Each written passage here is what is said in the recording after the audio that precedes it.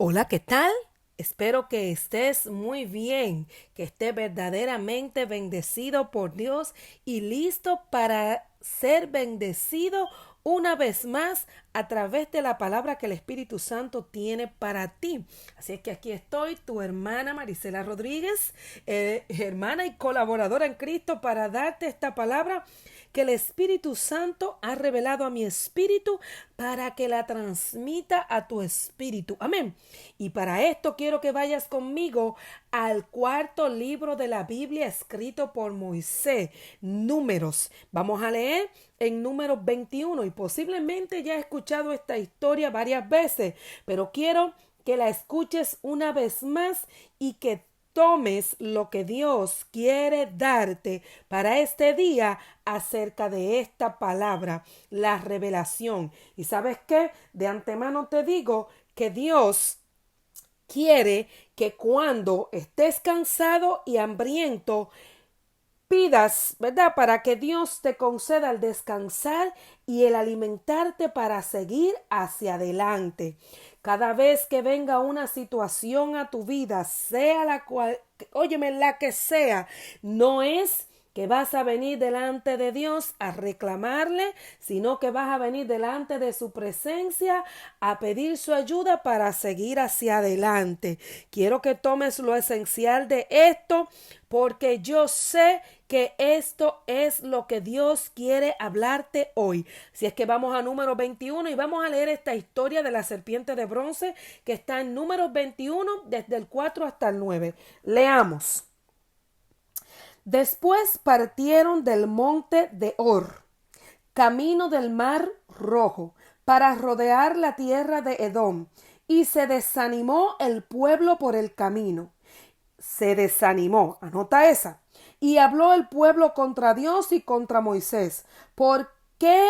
¿Por qué? ¿Por qué nos hiciste subir de Egipto para que muramos en este desierto? Ese por qué no es una pregunta humilde que le están haciendo a Dios, es una acusación. ¿Por qué nos hiciste subir de Egipto para que muramos en este desierto? Pues no hay pan ni agua y nuestra alma tiene fastidio. Lo primero es el desánimo. Después, la falta de respeto para dirigirse hacia Dios. Estaban prácticamente criticando a Dios. El pueblo habló contra Dios y le dijo: ¿por qué no? Pues no hay pan ni agua y nuestra alma tiene fastidio de este pan tan liviano. Lo que antes fue un milagro hermoso, el maná bajando del cielo, ahora resultaba un pan demasiado liviano. Yo escuché a una pastora un día que dijo: estoy harta de comer arroz con huevo. Y siempre recuerdo esto, y sé que lo he mencionado antes, porque yo me sorprendí. Porque a mí me encanta el arroz con huevo y yo podría comer arroz con huevo todos los días. Y la cuestión es que ella lo veía como un fastidio. O sea, Dios estaba proveyendo para que ella comiera todos los días y ya ella estaba fastidiada de ese arroz con huevo. Cuidado con eso. Dice el versículo 6: y Jehová envió entre el pueblo serpientes ardientes que mordían al pueblo, y murió mucho pueblo de Israel. Este es el intermedio de esta historia aquí, el versículo 6.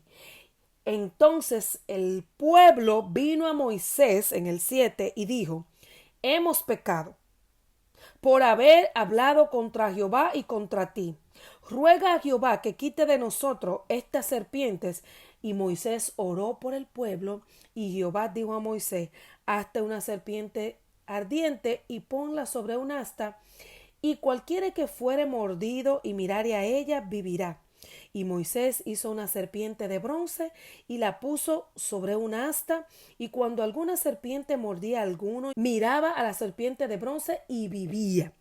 Y yo sé que muchas personas han recibido la revelación de que esto es una tipología de mirar a Cristo. Y sabemos que en Hebreos 12 habla específicamente de poner nuestra mirada en Jesús, ¿verdad? Sabemos que cuando estábamos en pecado, la serpiente tipología del enemigo, ahí en el versículo 6 que habla de las serpientes ardientes que mordían, que Dios mismo lo permitió por algo que el pueblo hizo. Recordemos que Dios es justo. Cuando hacemos algo y abrimos la puerta al enemigo, tenemos que pagar la consecuencia de nuestras acciones. O sea, es lo que realmente pasa cuando hacemos cosas que no convienen, que no edifican, que no nos ayudan, y lejos de acercarnos a Dios, valga la redundancia, nos alejan, amén, nos alejan en nuestra comunión, en el sacrificio que Jesús hizo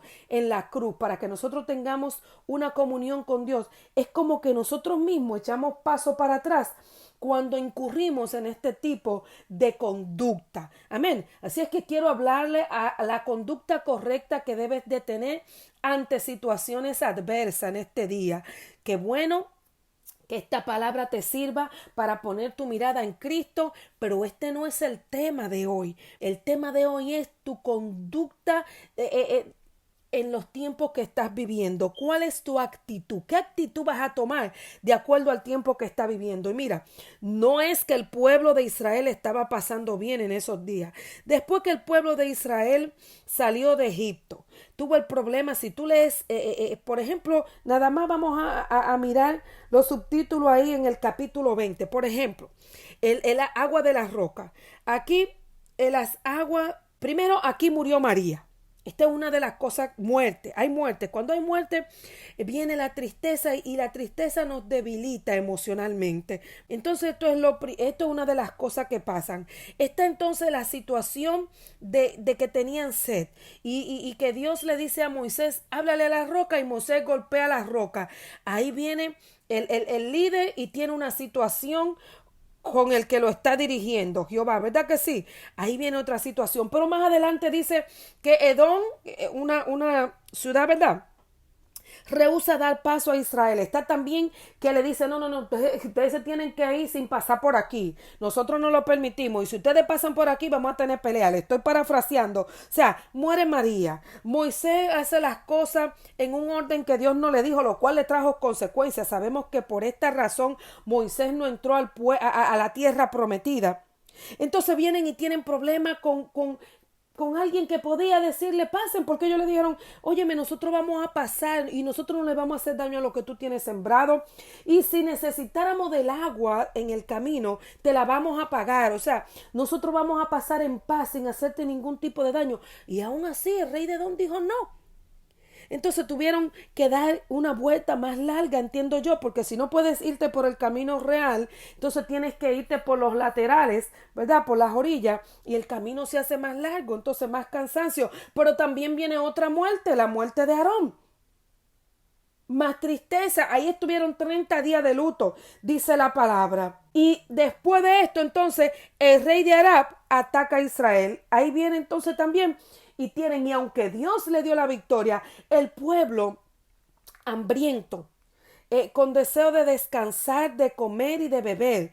El pueblo, y son situaciones que se presentan a nuestras vidas. Es como decimos nosotros, todos los palitos te caen al mismo tiempo. Pierdes el trabajo, te deja la esposa, los hijos se ponen rebeldes, un sinnúmero de detalles, pierdes la casa, tantas cosas que te pueden estar pasando, no tienes para comer, hijos gritándote hambre. Son todas situaciones. Digamos, yo he escuchado a muchas personas que dicen, pero cuando yo estaba en el mundo estaba mejor. Hay personas que vienen a Cristo y creen que todo va a ser color de rosa. Mira, quien te ha predicado eso te habló mentira. Y la cuestión es que situaciones adversas las vas a tener, estés o no estés en Cristo. Esa es una realidad. La gente del mundo también tienen situaciones adversas, tienen problemas, tienen aflicciones. La diferencia es tu actitud, con quién está y en quién crees cuando está pasando situaciones difíciles. Porque hay una esperanza en Cristo. En el mundo no hay ninguna esperanza. Es destrucción y muerte. Pero en Cristo es edificación y vida eterna. Yo quiero que tú veas los resultados paralelos que hay aquí, pero totalmente opuestos. Las situaciones adversas en el mundo son para destruirte y para matarte. Las situaciones adversas en Cristo son para edificarte y para llevarte a la vida eterna. Esta es la diferencia. Por eso es que aquel que está en Cristo no puede mirar el pasado como una alternativa. No puede mirar los métodos del antiguo hombre como una alternativa, sino que usted tiene que mirar a Cristo, pero mirarlo no solamente con su corazón, pero con su actitud, con sus acciones diferentes. O sea, ahora usted no va a tomar la actitud que tomaba antes, ni va a recurrir a los métodos que usted tenía en el mundo, sino que usted va a venir a Cristo. Esta es la solución, porque eso es lo que me gusta de Dios. Dios le está diciendo, quiero que tengas una buena actitud, no incurra en acciones del pasado, sino ven a mi presencia humildemente para yo darte la salida. Esto es lo principal que quiero que veas de todo esto, porque lo usual no es que la gente haga esto, sino que haga lo mismo que hizo el pueblo de Israel. El pueblo de Israel estaba pasando por una serie de circunstancias que lo tenían abatido. Se desanimaron por el camino, dice. Pero ¿cuál fue su actitud cuando se desanimaron? Comenzaron a hablar en contra de Dios. Esos por qué exigentes que vienen delante de Dios. Esas palabras tan feas que algunas personas pronuncian. Tenemos un Dios bueno y misericordioso, pero tenemos un Dios que es santo y usted tiene que conocer a su Dios. Su Dios no se equivocó en lo que está permitiendo que le pase en su vida. Si Dios lo llamó y le dijo que lo iba a preparar, entienda que la forma en que Dios lo prepara es perfecta. Dios estaba preparando al pueblo de Israel para entregarle una tierra prometida. Y Dios te llamó para un propósito y te está preparando para ese propósito. Y en medio de ese propósito, Él dice que probó el corazón de Israel. Él también va a probar tu corazón. Él va a probar tu corazón donde estás y verdaderamente viniste a Él por amor, porque el amor a Dios tiene que ser edificado. Él va a probar tu fe. ¿Verdaderamente viniste porque creíste? ¿Cuáles fueron tus motivaciones para venir al Señor?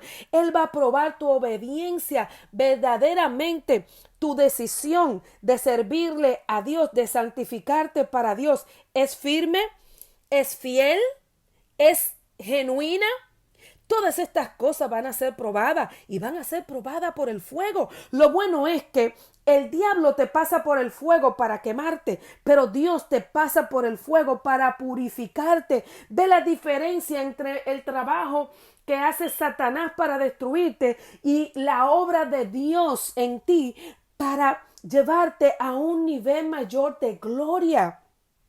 Tienes que poner tu mirada en lo que Dios está haciendo. Tienes que conocer tu Dios. Y tienes que tener cuidado lo que vas a decir. Óyeme, si todavía te llega un pensamiento, deséchalo. Y solamente por el pensamiento, cuando vengas delante de Dios, pide perdón. Ni siquiera te atrevas a abrir la boca para hablar cosas semejantes. No puedes venir a hablar más de un Dios que es bueno. No puedes venir a decir cosas acerca de Dios que están en total desalineamiento con su carácter. Tienes que conocer a tu Dios. Tienes que conocer su santidad. Tienes que conocer cómo es Él para que puedas hablar de acuerdo a lo que Él es y no de acuerdo a lo que a ti te está pasando. Dios no es tus circunstancias. Tienes que entender eso. Tienes que conocer el carácter de Dios para saber cómo Dios va a obrar en medio de tus circunstancias. Amén. Así sea el mismo Dios que le está permitiendo. Dios sabe lo que hace. Dios no se equivoca. Dios está trabajando y tú tienes que entender esto. Pero no, aquí el pueblo se desanimó. Sabemos que venía cansado, que venía con hambre, que venía con sed. Venía peleado, trabajado, ¿verdad? Y se desanimó y dejó que el enemigo le llenara la mente y profirió por su boca toda la basura que Satanás echó en su mente. En vez de pedirle a Dios llevar esos pensamientos cautivos, como dice la palabra, lleve esos pensamientos cautivos a la obediencia de Cristo.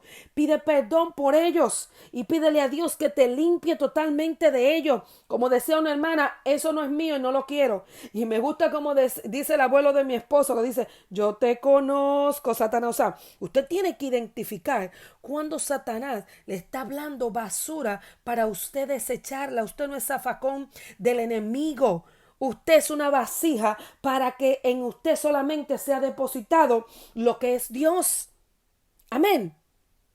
Entonces, conocer a su Dios es importante. ¿Y qué fue lo que dijo? Nuestra alma tiene fastidio de este pan liviano. Óyeme, el sustento que Dios le estaba dando para ese tiempo, mire cómo vino a hablar acerca de él, como la bendición, tanta gente que yo conozco que hoy Dios le da un carro y es una bendición y después de 10 años el carro es una bendición. Mire, el carro se va a deteriorar, especialmente si usted no lo cuida como debe ser cuidado ese tipo de carro que usted tenga, pero nunca dejó de ser una bendición para usted.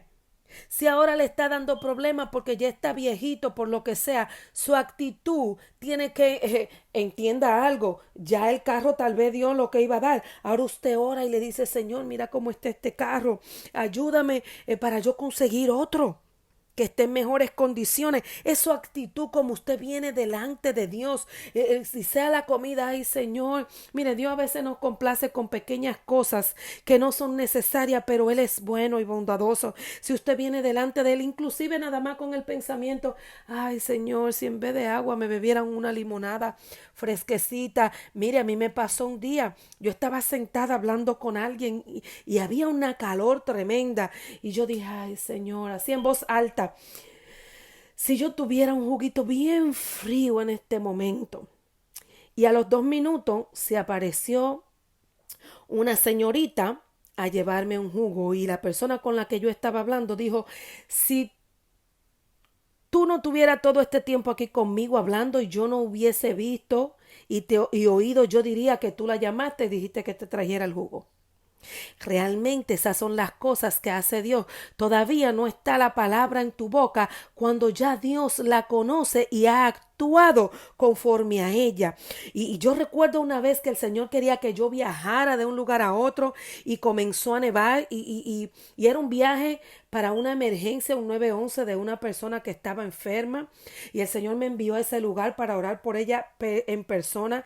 Y yo recuerdo que comenzó a nevar y me dijeron, bueno, hoy tú no vas a viajar porque con esta nevada van a cancelar los vuelos. Y yo me tiré al piso y yo le dije, bueno, déjame decirte algo. En el primer momento dije, Señor, ¿qué tú me dices? Y el Señor me dijo, desde antes que tú pidieras, ya yo sabía lo que tú ibas a necesitar y yo proveí para lo que tú me ibas a pedir. Así es que pídeme.